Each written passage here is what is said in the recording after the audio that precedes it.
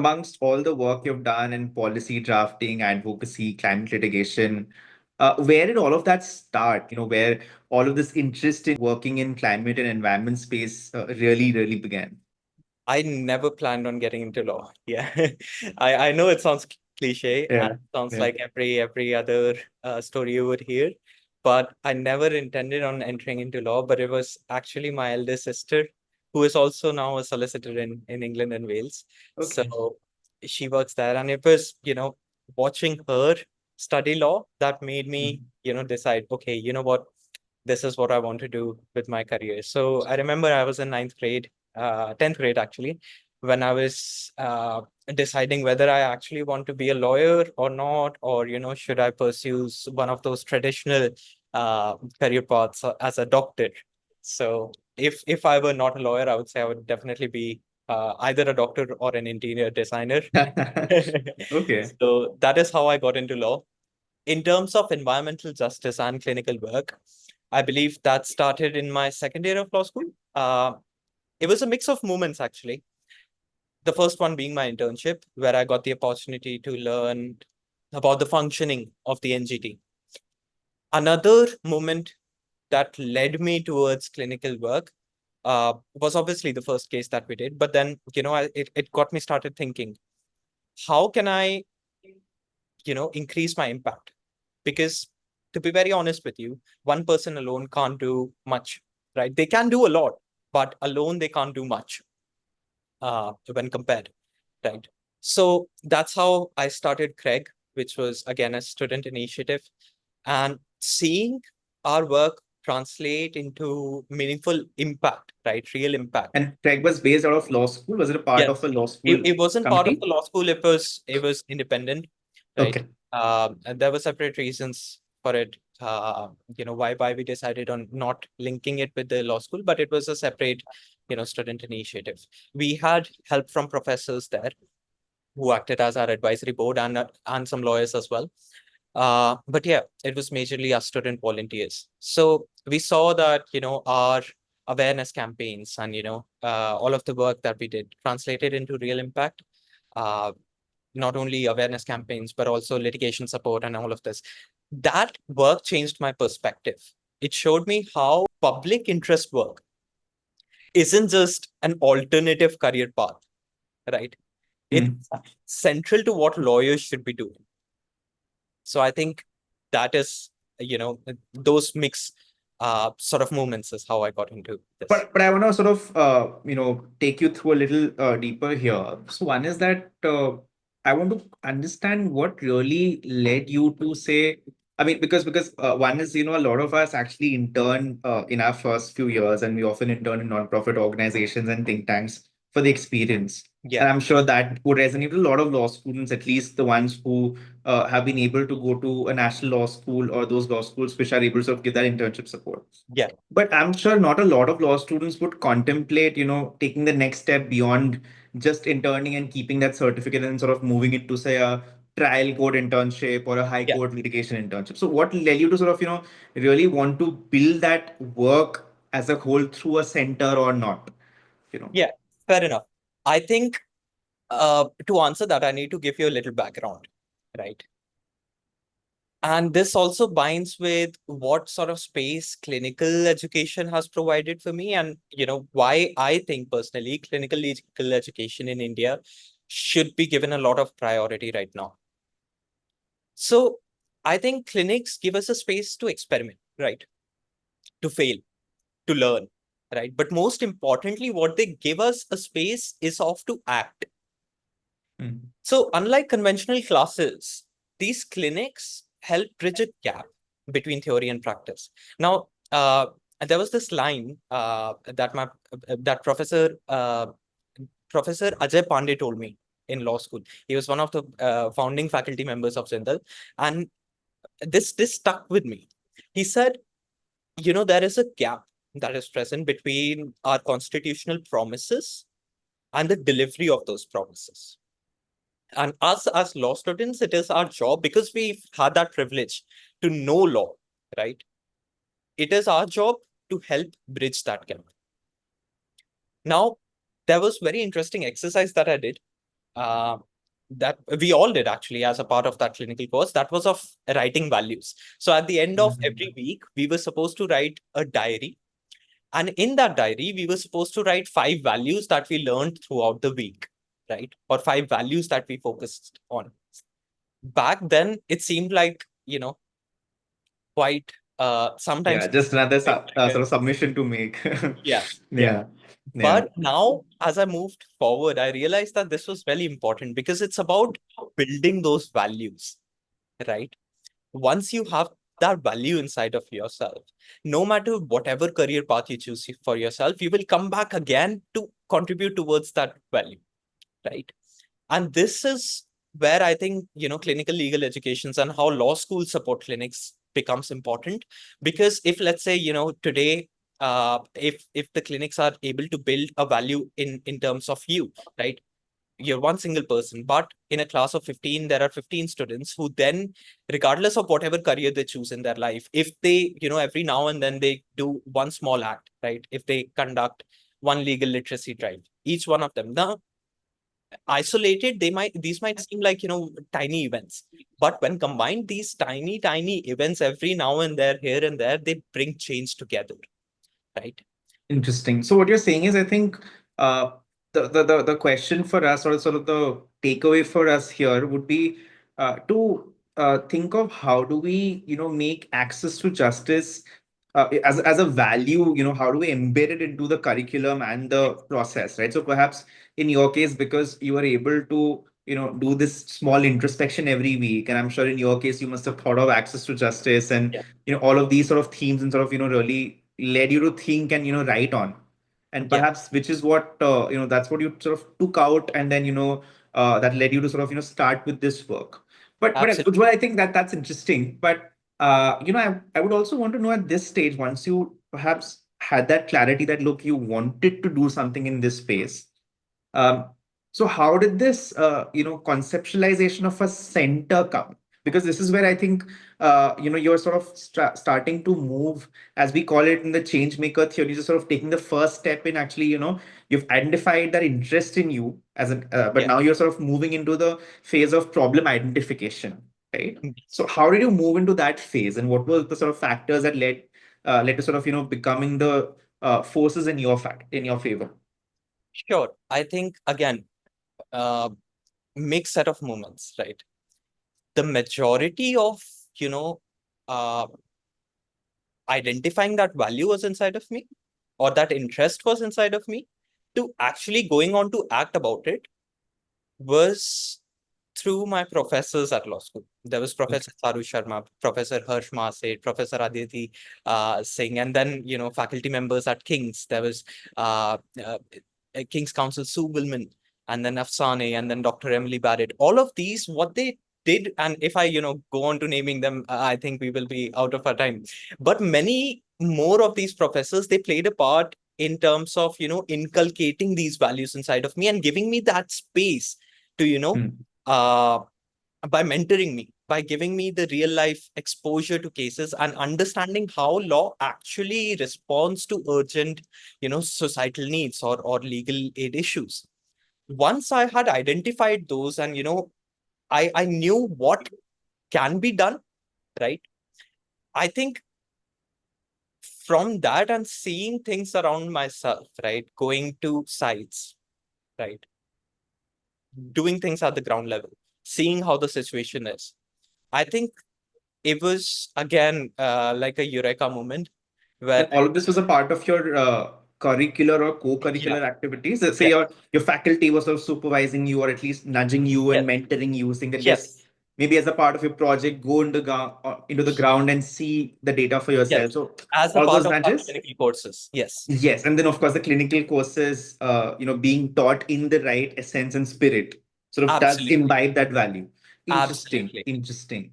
And then, Ujjwal, so then you sort of decided, if I can sort of join the dots here, is when you decided, okay, you were starting to do this kind of work, and you started sort of finding that interest and that grounding in it, yeah, which is sort of wanted to streamline this a bit, and then I'm assuming is when you yes, thought of starting Crack, right? yes. Uh, There's also one more point here that I would like to quickly add. See, the thing with clinical courses is they will last either for a semester or for a year, right? Right. After that, if you want to be involved, you have to make an extra effort, right? You Hmm. can be involved in it, but probably not officially. It again depends on university. Yeah, yeah, yeah, yeah. So it was that gap in my life, right? To of finding ways, how can I do more? Like, this is Hmm. something that I really enjoyed. And as a law student, outside of my academic career, or my other, Right. and I wanted to do this in my free time. I wanted to volunteer. So that, Mhm. I think, because of the values and the gap, that led to Craig. I would say that. Interesting. Essentially, what is happening is once, say, a bunch of 15 students had undertaken this clinical course, had performed in various sort of projects and once the course was complete, I think for a lot of students, what happened was it was one course and then that moves on and then they start the new semester, a fresh Yeah, set of courses, and then sort of a new life begins. But you absolutely. had that let's say inertia as to what to do and how do you sort of fill that particular Yeah, gap or void that you suddenly have because you don't have that exposure to the same kind of courses anymore, yeah, is when you thought, okay, Craig could be the way that I can sort of continue yeah, this kind of work, which is very absolutely. interesting, Ujjwal. So It, once, because now that we know the kind of factors, nudges that led you to sort of build this background, where did this Bandhavgarh case start? Like, you could be, say, building multiple projects, researching, and I'm sure you had a lot of commitments to sort of take as well.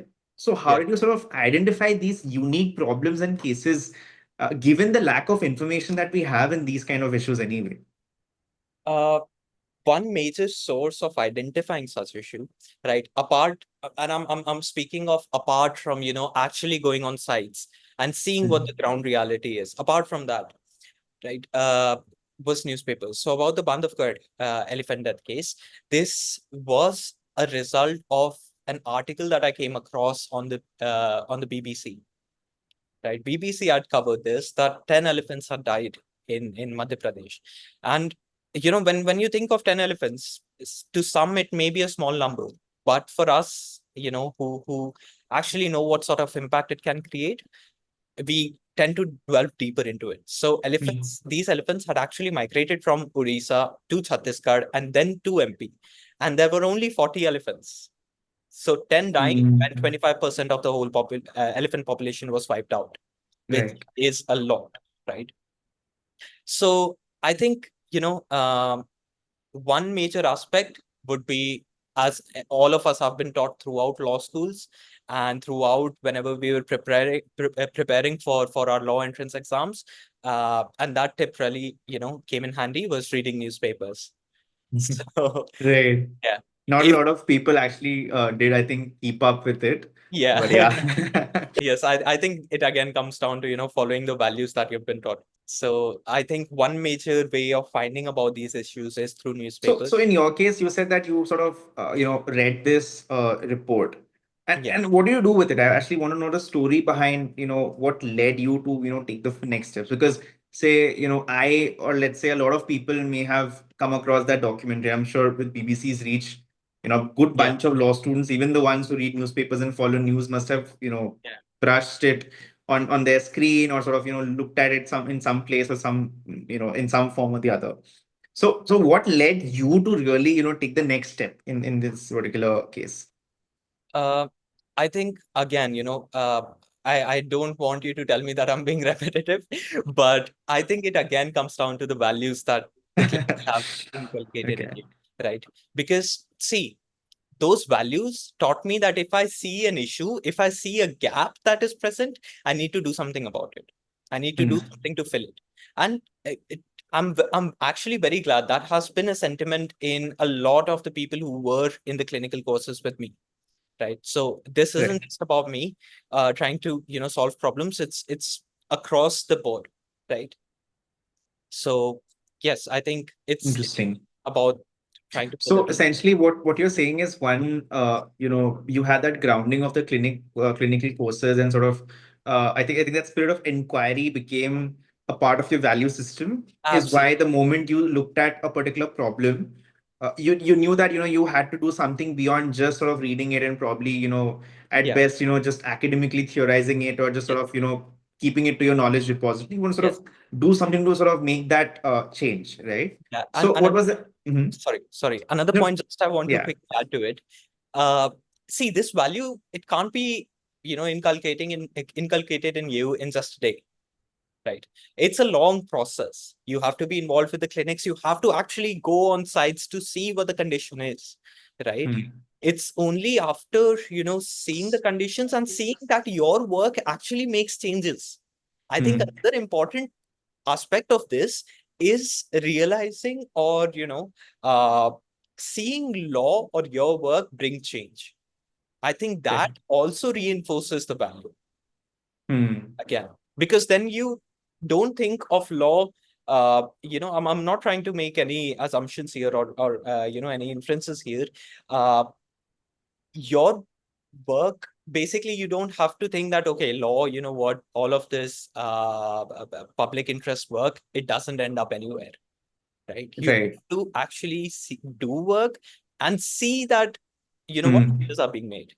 And that becomes a cycle then the moment you sort of Exactly. start to see early signs of so to speak impact of Yes. your work. That's when sort of that motivates you and sort of puts you in the loop that you want to sort of take the next Do step, do more. the next Do more. step, do more. Yeah. Yeah, then sort of starts a cycle of what we can call a public interest lawyering journey for a law student. Yes. Yes. Interesting. And so if we come back to your Bandhavkar case, Ujjwal, so what did you do after, say, reading the BBC case? Did you directly file the representation, or can sort of take our So, audience through the process actually? Say if they are yeah. in that position where they want to Very. act upon a particular information that they have or certain insight that they have. Yeah, fair enough. I think a more realistic example rather than the Bandhavkar case, because it was more of a, not so often occurring instance. I think Hmm. another good example would be of a case of Motia Talab that I did. This was back in my second year of law school. Okay. This was regarding cleaning of a lake in which direct sewage was being disposed of. Right. So, because I think that would be more relatable to the audience, because that is something you can easily Hmm. find it in your surroundings. So, Right. uh, when you first come across such a case, the first thing that you do is you research, right?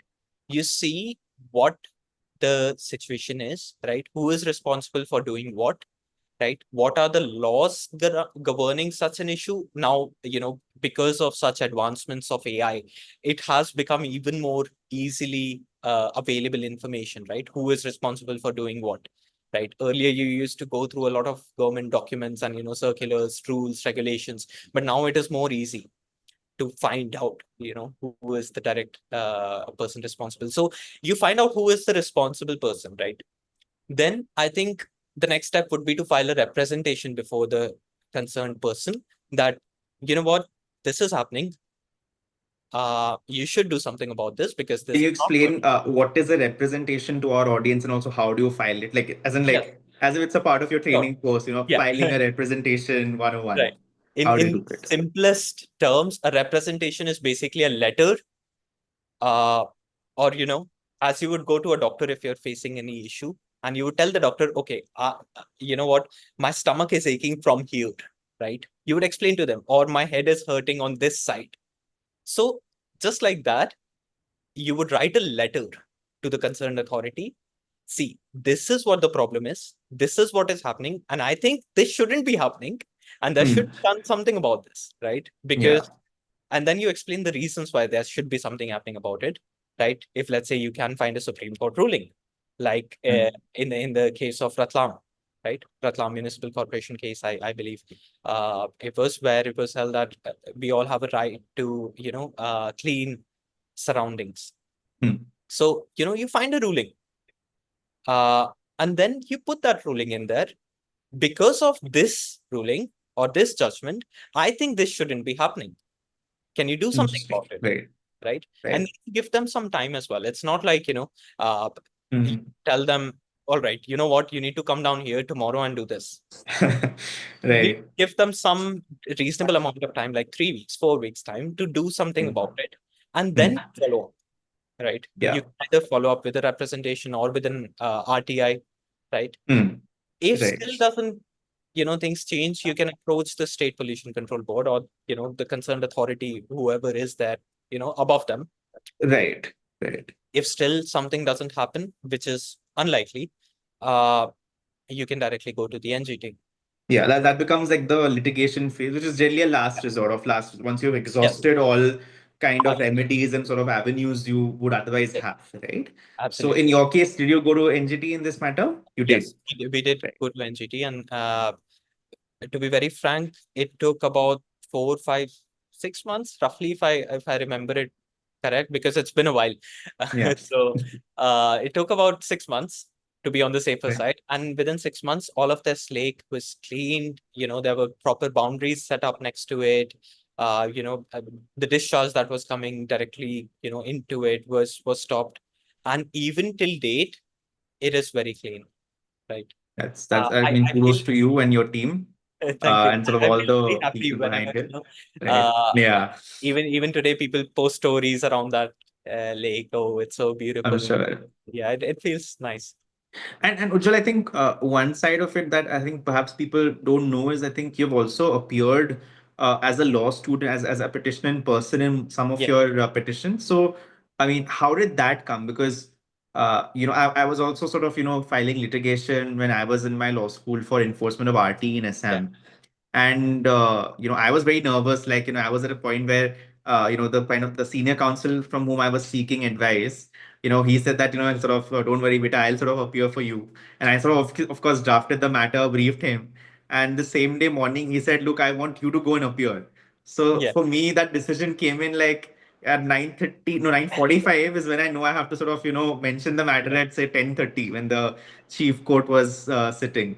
But how did that happen in your case? Did you, I mean, what was your experience and the thrill, or how was it like for you in All this? right. See, being a first generation lawyer, right, with no one in your family apart from my elder sister who was already in the UK by then, I had never seen anyone argue in front of a court except for during my internships, right? So, I did not have anyone who could, you know, uh, spoon feed me in terms of that, or give me apart from my mentors, obviously, whom I had interned under previously, who could tell me that, what, it's going to be okay, right? It's obviously very daunting, right? When you first Yeah. appear before a court, I still remember I was shaking, and even my voice was shaking. I'm very glad that it has now, settled down. I would like to point Right. that out now. But yeah, it was daunting. It was daunting. But, you know, uh, I always knew that I, even on the NGT's website, if you go to the FAQ section, it is quite people's friendly, right? I'll tell you. Hmm. One section does mention that, do I need a lawyer?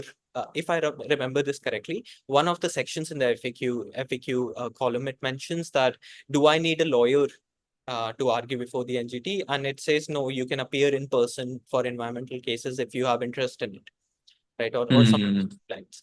So I think that is where the motivation came from, to be very honest. And Yeah. I'm not going to undersell it. It was very daunting. It was Right. very scary, but then again, I'm really glad I did that, because it's because of that that I actually made up my mind to come back from the UK and start a litigation practice.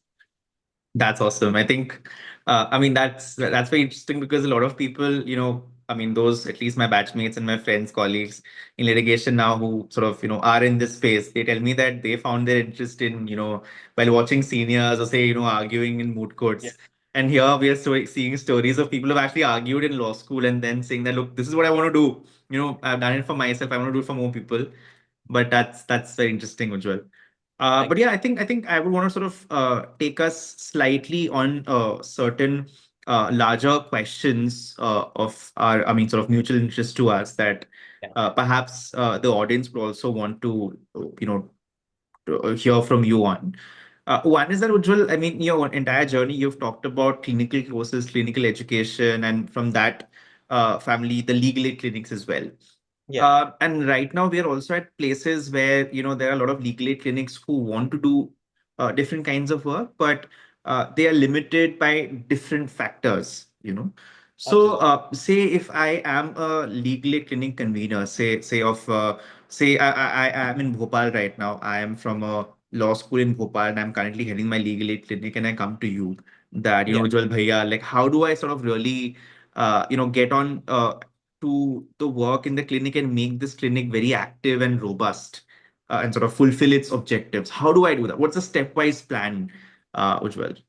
Absolutely. See, to make a clinic successful in that sense, or to be active, I think majority part of it has to come from the student volunteers. See, obviously, teachers or professors or faculty members are there to guide you, but they again are in an advisory, sort of role. You as students need to realize that, right? Again, just because you're students doesn't mean you can't bring change, right? That is one learning, if you ask me, that I've gained from all of my work. Just because you're a student doesn't mean anyone can tell you, you're not capable of doing anything, right? Uh, so a majority part of it, of making a clinic successful, has to come from student initiatives. You have to, either give students uh, some space in terms of, taking accountability of their work, but also making clinics, engaging. I remember at the beginning of this year, I was at NLS Bangalore, and there was a conference on how can university legal aid clinics help bridge the gap, justice gap that is present. My view, even there, what I spoke was about how to make students actually interested in this work. Because if you see, as much as, students might not like to hear it, but if you can't make it incentivizing for them, then Right. they're going to lose interest. And I don't even blame them, because to be fair, the society that we are in, the law school culture that we are in, of hustle and continuously trying to one up the other person, uh, Right. it's difficult, right? If you can't make it incentivizing, it's difficult to have students on board. I One of think, Pachal, sorry to cut you here, but I think that's the school of thought even I would resonate with. So I would want to pick your brains further in terms of how do we incentivize this kind of work, Ujjwal? Because I'm also sort of saying it from the point of view that, look, say for a third year law student, the Yeah. one who is very active, very interested in kind of work, this kind of work, say I have multiple avenues and multiple things to do anyway. One is Yeah. I could intern, I could intern and sort of, move up the ladder, have more number Yeah. of experiences, more number of councils, or sort of more number of firms to work with, Yeah. boost up my chances of getting a placement that sort of Placement. helps me get a good Absolutely. package. Yeah. Versus, say, if I want to do an LLM or sort of go into academia, I could sort of, get my publication sorted, aim for a law review and then maybe a Yeah. scopus and 10 things to do.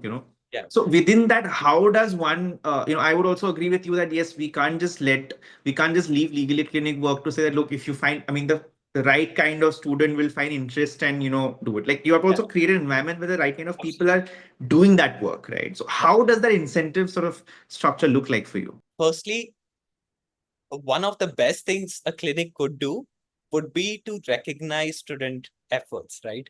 There could be awards, small Okay. certificates, let's say best student volunteer of the month.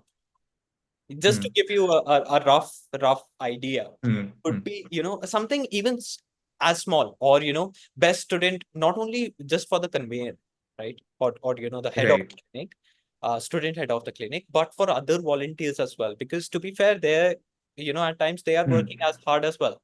See, Right. Right. it's important to identify leadership, but it's always, important to identify the people who have made that leadership successful.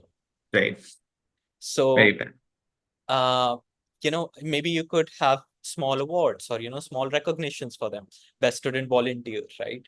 Or, best person who, or, just best draft of an RTI application that we've had, or Right. best client counseling session, Right. right? Right. One thing could be that. Second thing could be, giving them the space to do that work, right? I do understand that a lot of clinics do give that space to, students to grow and take accountability for their work and to actually lead work. But there are Hmm. also clinics which, have to some extent curtailed it, right, to the Right. faculty members for their own valid reasons, which is absolutely fine. But if we do want to make a clinic more active, you need to show the student that their work is making difference. Again, it all comes down to seeing change happen of your work, right? Then Right. apart from this, another thing that could be done would be could be allowing students to do more clinical work if they're interested. uh, Hmm. I mean, see, looking back, I'm grateful that my clinics did not allow me to, and keep continuing with the clinical courses after the end of semester, because that's how Craig started. That's how Craig came into being. But again, if let's say a student is interested to volunteer again for another year, maybe you could have create space for them. And also, I think I would perhaps add to what you're saying and say that, look, let's say in case of GNLU, I remember we had this scheme where if you're participating or one or two international moods, you got exemption from, say, continuous evaluation for certain subjects. Absolutely. So I think so. I mean, it's great that we have such incentive structures for to promote mooting culture.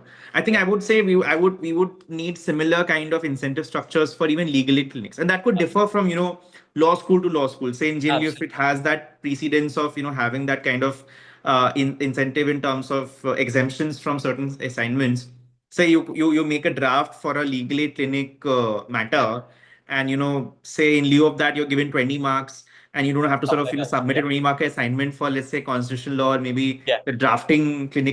clinical course. That seems like a fair bargain to me, at least. Absolutely. So Absolutely. yeah. What, speaking from a student perspective, what an even fairer bargain would be to get some attendance relaxation. Yeah.